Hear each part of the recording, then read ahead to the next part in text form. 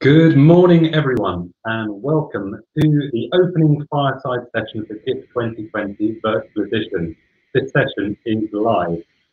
Before I introduce our first guest, I want to briefly check Chris and the illustration, who, as the name suggests, will be conversations with us real time through the event. Hello, Chris. I'm super excited about our opening conversation, the intriguing, peculiar culture and innovation is with Eric Tachibana, Head of Advisory for APAC and Japan at GIFVirtual. Eric's career has been in corporate, he runs startups, and even before. Eric, good evening. Hey ho, I'm not sure if there's an audio problem on my side, but it's hard to hear you suddenly. Can you hear me? I can hear you good. I might actually put some earphones in. So, guys, we can confirm that we are live, and you can see.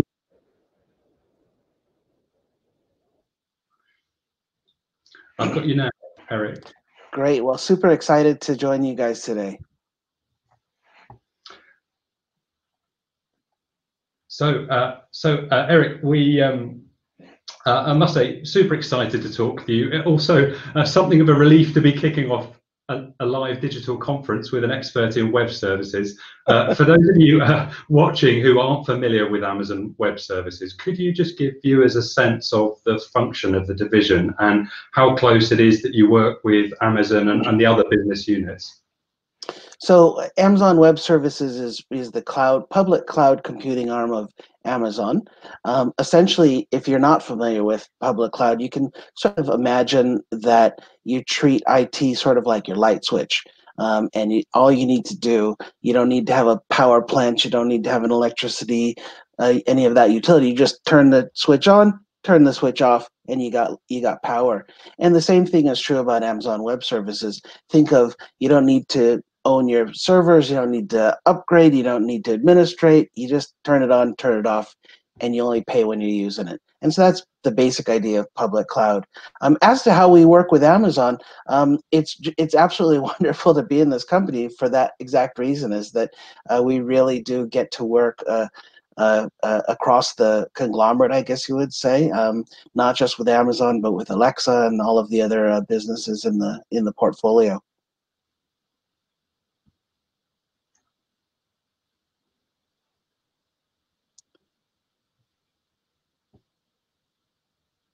Are we coming through?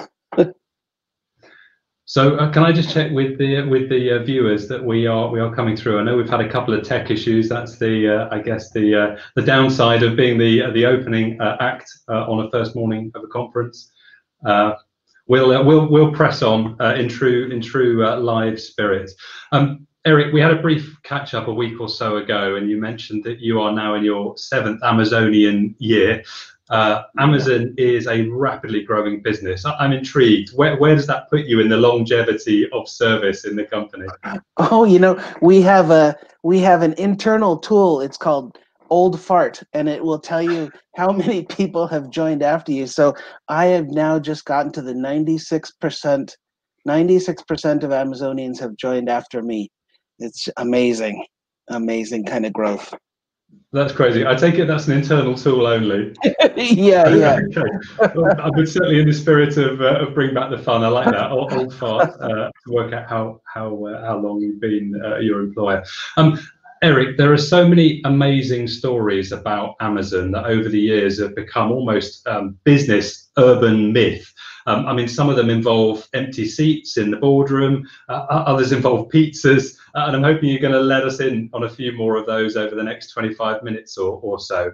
But perhaps maybe you could start with telling us more about some of the foundational pillars of Amazon organizational culture and some examples of how you manage that transformation in practice. Actually, that's a really great question. It's probably one of the most fascinating things that I had coming in to Amazon. Is sort of a completely different philosophy of how we look at culture. in traditional firms that I've been at, you sort of think about culture, the management or leadership of culture as a top-down program. So what we want to do with culture is, I mean, ultimately it's the way that leaders and managers can drive behavior. And so in the traditional style, we say, okay, I will change the way you think by inserting my corporate values into you, and then that will change your behavior because you think differently, therefore you will behave differently. And at Amazon, it's actually the opposite of that. There's sort of a sense that actually you can't really change the way someone behaves by telling them what to do. I mean, if you look at the U.S. right now, right, you know, going to protest doesn't necessarily change the other side. They're going to behave the way they behave. It's really hard to brainwash somebody and then hope that they change.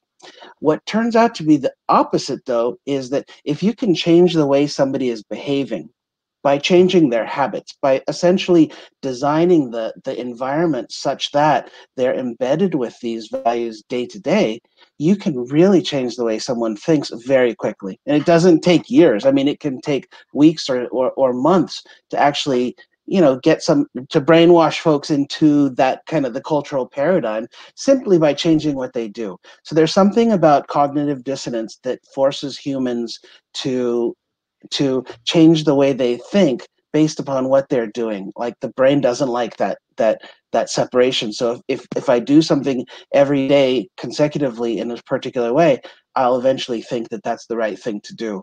And so so Amazon approaches culture in that way. So we don't really have this top-down push. You don't see, you know, posters and, you know, leadership talks. Actually, what you see is that all of the physical manifestations of culture, whether that's the values, the rituals, artifacts, or stories, are infused. They're infused and they kind of line up together. And because of that, you get a really, really powerful culture because essentially all of your habits, your day-to-day routines are guided in a culturally aligned way.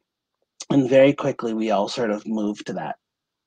And it's been, I mean, it's super interesting to see, I guess, sort of charting through innovation history. You know, there was once a time when it was all about the sort of fuzzy, and then it became all about process. And actually now it feels like the sort of next transition is towards culture, and actually the innovation culture is at the heart of successful businesses. And, you know, I wondered if you could talk more about those. I think there's 4 pillars: values, rituals, artifacts, and stories that you guys focus on. I wonder if you could talk a bit more about those.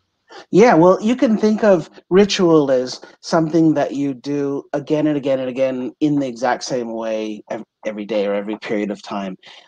Stories are the legends and the myths that we all tell each other. So again, it like a ritual, it has to be done again and again and again. Artifacts are the physical manifestations, the paint on the wall, whether you have open cubicles or offices, or the t-shirts that you wear, the dress policy, that's all the artifacts. And of course, your values are the things that you believe as a group. Interestingly enough, by the way, this paradigm does not come from Bezos or Amazon. It comes from a cultural anthropologist named Claude Lévi-Strauss, who was doing cultural anthropology studies in the 20s and 30s with like tribes, not corporate culture. This was classic anthropology. But what's so fascinating about it is that, you know, I don't think Bezos ever read Lévi-Strauss, right? But this is the culture that we've created, and it's exactly what Lévi-Strauss and other thinkers in that cultural anthropology space were talking about. And I mean, just sort of reducing some of those kind of 4, I guess, pillars to practice. I mean, what sort of rituals are there that you guys sort of practice on a daily basis? I mean, I'm thinking about some of the things the folks watching can kind of take away and embed in their routines, I guess, their business routines.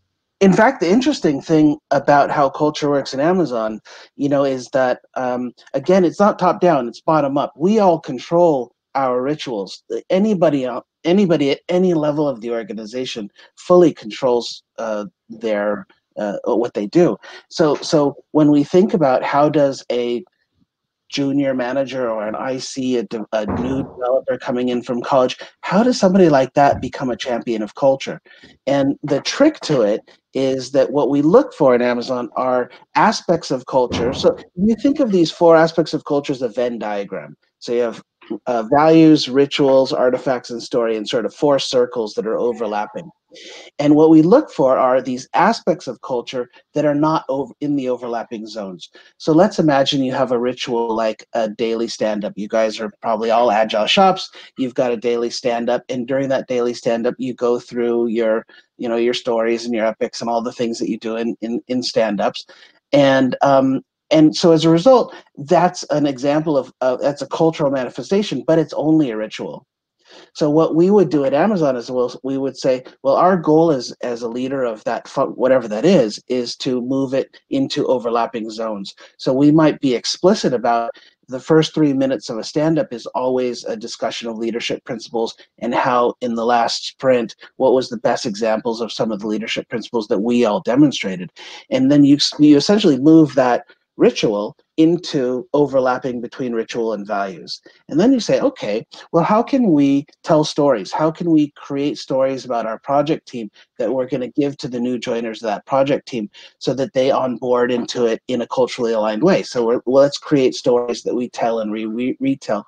And suddenly that stand-up is now a ritual that is incorporated with values that use the stories. And now we just need to pull in artifacts. And every time you move it to the overlapping zones of that Venn diagram, that cultural manifestation gets much more powerful. Like you guys can see, just thinking about adding all this stuff into a stand-up, it becomes a cultural tool. And I can't move on from stories without asking you from stories about some story examples. I mean, I'm a big believer that, the businesses often that tell the best stories are going to be the kind of winners out there. And I don't mean that in a trite way. I mean, being able to tell, credible, authentic stories about their product or their brand or their service. And I mean, there must be some great stories that you could tell from sort of Amazon legend. Oh, zillion. I know we're short, so I'll try to let me get a short one. So at the very beginning of Amazon.com, when we were just an e-commerce website in the late 90s, well, our website kind of sucked. Like all websites sucked back then. They were ugly. We were just beginning to understand. No, there weren't actually designers in the company, and there was this one user named Low Flying Hawk, and this user every day complained. Constantly complaining every day, something is wrong, too many clicks to get here, this part is broken, this part needs to be redesigned. And all of the engineers knew Low Flying Hawk. And whenever you get an email from Low Flying Hawk, you kind of go, oh man, because it's going to be a lot of work, because actually Low Flying Hawk was always right. Anytime Low Flying Hawk complained, it was a very good complaint. We learned a lot from it. And so now, I don't know, 30 years later, however long it's been, if you go to Seattle, I recommend visit our building, which is called Low Flying Hawk. So we actually named a $100 million building after this user.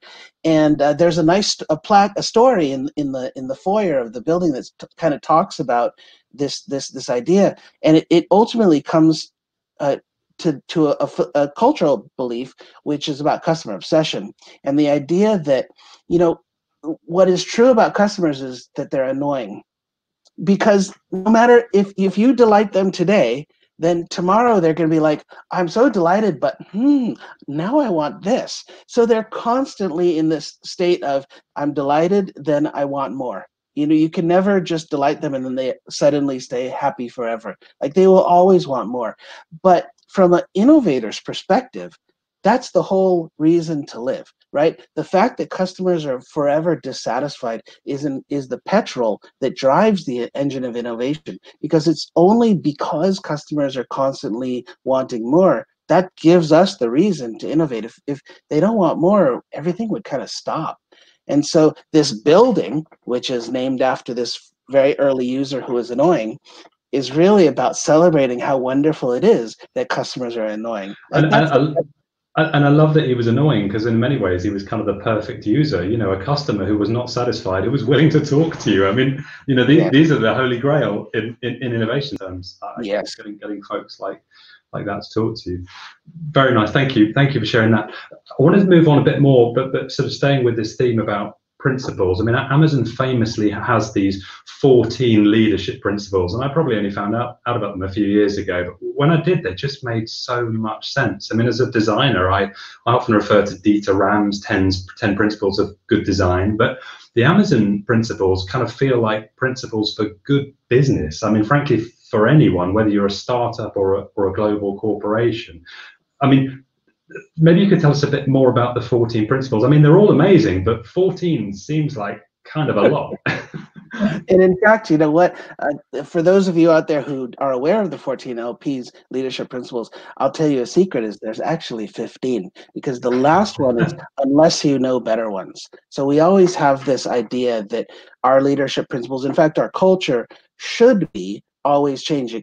We don't want pristine, beautiful, timeless values at Amazon, because the reality is if customers are constantly changing and they're always evolving through their own endless journey, how can we be timeless in our values? It's not possible. You have to be able to be constantly experimenting. I mean, this is just lean, right? It's constantly being experimenting and constantly changing the principles by which we service those customers. So that 15th one, which never is cited, they call them the 14 LPs, right? But to me, the 15th is so cool because it speaks to this idea that culture is never static, values are never static. In fact, we don't even want beautiful, pristine values. We want messy, sloppy, chaotic, contradictory values. The principles themselves do sometimes contradict with each other on purpose.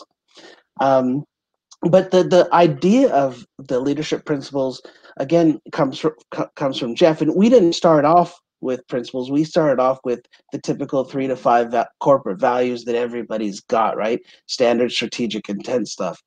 And I think that at that time, at the beginning, Amazon starts off like any other company. It's a small business in a garage, and you know, if you're doing something that Jeff doesn't think is right, he just walks over to you and gives you a smack on the head, and you do it the way he wants, right? I mean, that's how small startups work.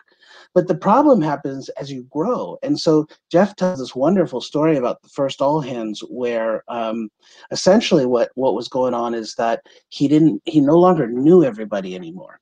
So at the beginning in the garage, you know, as a startup founder, you know, spouses' names, kids' birthdays, you know, what dog or what pet they have, you know, all that nitty gritty. But as we grew to a certain size, you just can't know everybody anymore.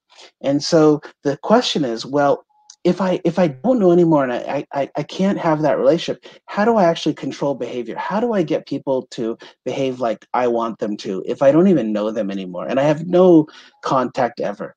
And like most companies, Amazon started with policy. And policy is a design pattern that goes back to, you know, the early industrialization and Fredericks and even military strategy. And basically the idea of policy is, well, what I want to do is control your behavior in this situation. So first I need to document how you should behave in the situation. Then I'm going to train you in following the checklist. And then I'm going to put in place a bunch of auditors who will randomly check throughout the organization all the time to make sure when we're screwing up, and then we apply training again. And so very expensive, very big, you know, this is many of us are in these situations today. The problem at Amazon was that the whole thing broke down because we were in a completely disruptive moment of the marketplace with e-commerce. We were facing situations which had never been faced before, and you got to solve them for the first time. And when you're in that kind of situation, you're screwed with policy, because policy relies on the policy that somebody can say, in situation X, we do 1, 2, 3, 4, 5. And the problem with Amazon was the situation X, no one could have predicted it. They were facing these things for the very first time. And so at that point, Jeff says, we can't use policy. It's not going to work because we can't define it. So how do I get people to behave in the way I would behave even though I can't talk to them? And the resulting is principles. If I hire and I train up people who think the way I think, then they will behave the way I behave in that situation, just because that's the way they think.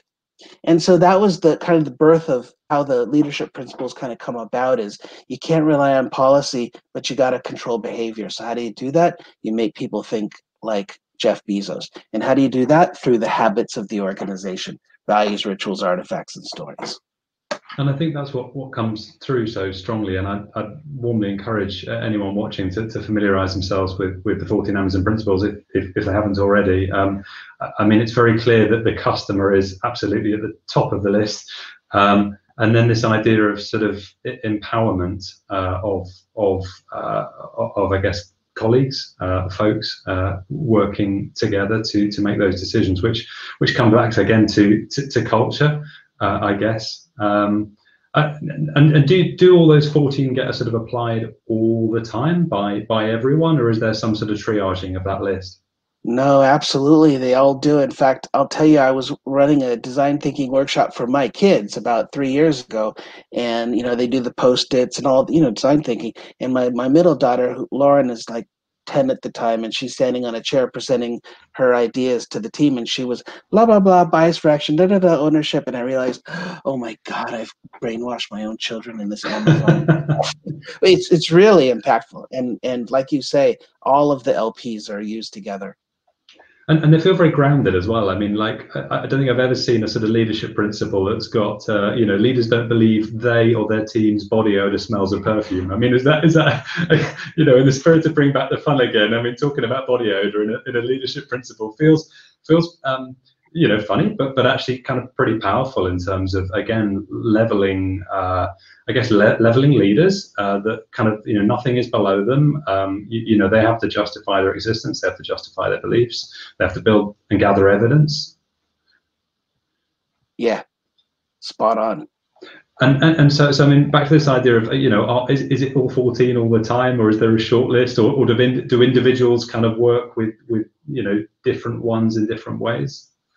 Well, we do say that customer obsession comes first, and that is a meaningful position. The last one is deliver results, and to a certain degree, that is also a important position, so that everything flows from customer obsession to deliver results. If we drive customer business outcomes, we will as a byproduct have great results for AWS, and then everything in between then is mixed up. So there's no force ranking except for 1 and 14. Mm-hmm.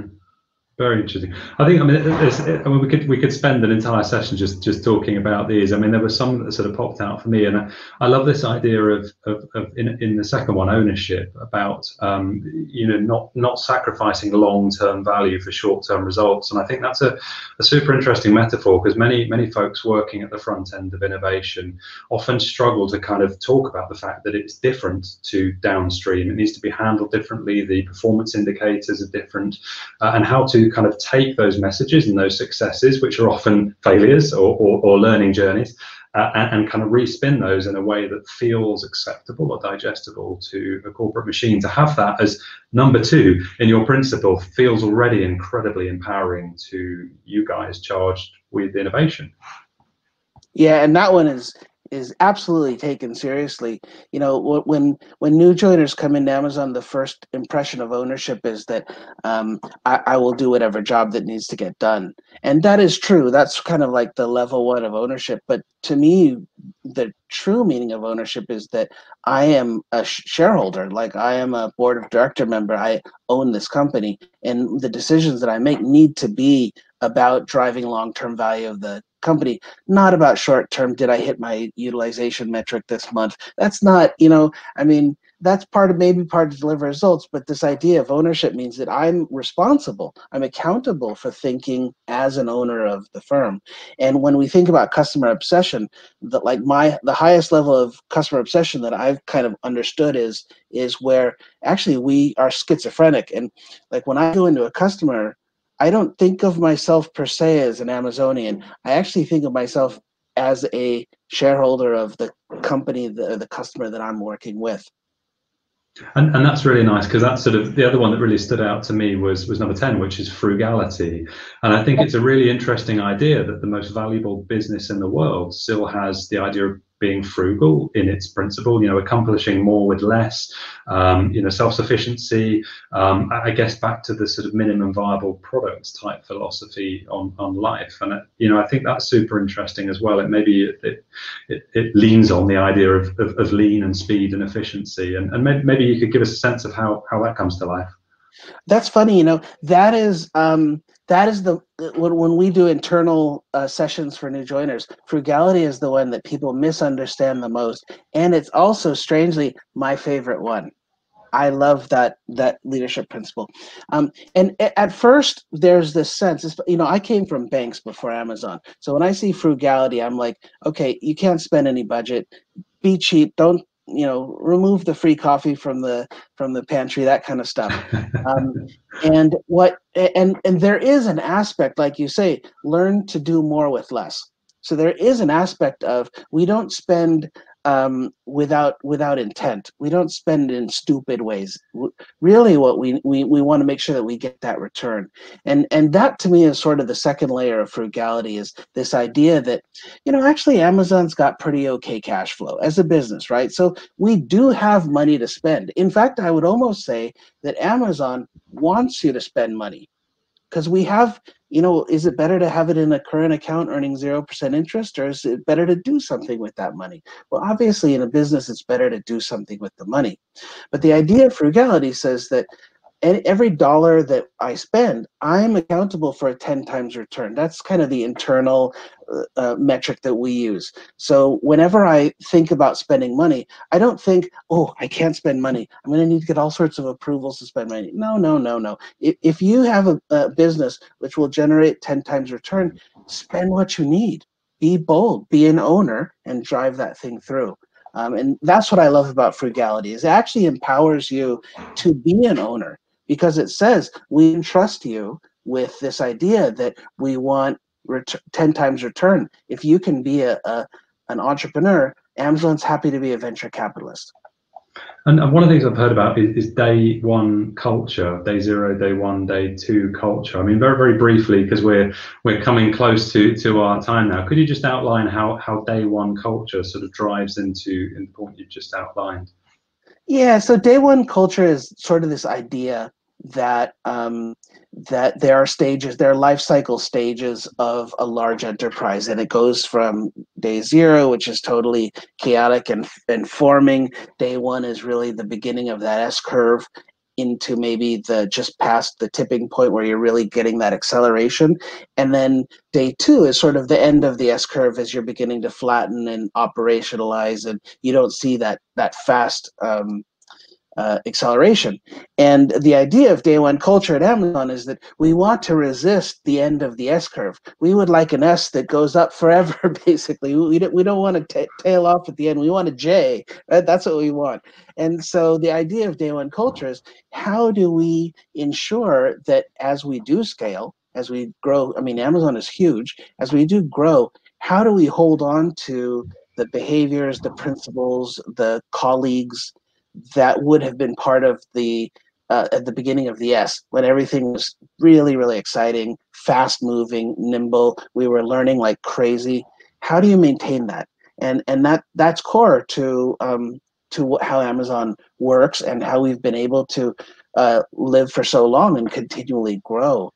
That's why AWS exists, right? Because public cloud is not exactly what one would think of coming from an e-commerce bookseller, right? But it's that ability to continually reinvest, rethink, think on behalf of our customers that allows us to come up with, a series of blockbuster businesses.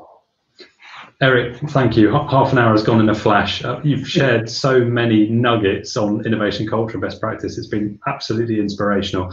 As our time draws to a close, and before I move to my final question, I just wanted to check back with the sketch at live illustration, and then hopefully the production team can give us a glimpse of progress during our discussion. Eric, I was wondering if there was one final thing, maybe one lesson or one principle that you could leave as a parting thought with anyone watching, that maybe they could immediately start embedding in their day or their business, that they could see the benefits of. What would it be? I like all right a lot. We haven't talked about that. Our write a lot is this. At first, people think our write a lot means that, oh, geez, Amazon people think they're like super geniuses. How how terrible. No, it's the opposite. Our write a lot says that that actually we are not right, but the team is right.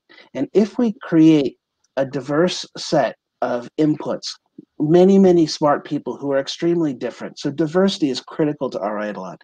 And then you create personal mechanisms to be inclusive, meaning that you learn how to listen and you mechanize that. You create processes that force you to listen. Then you will get to the right answers.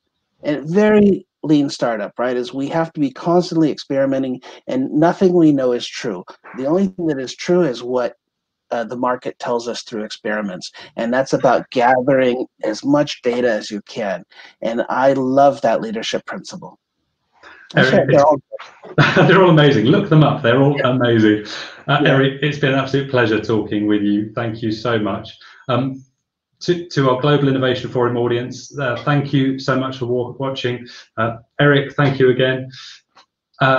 The next session is a breakout session. So to attend, please select the Sessions tab, which is on the left of your screen. Enjoy the rest of the conference. Eric, thank you again.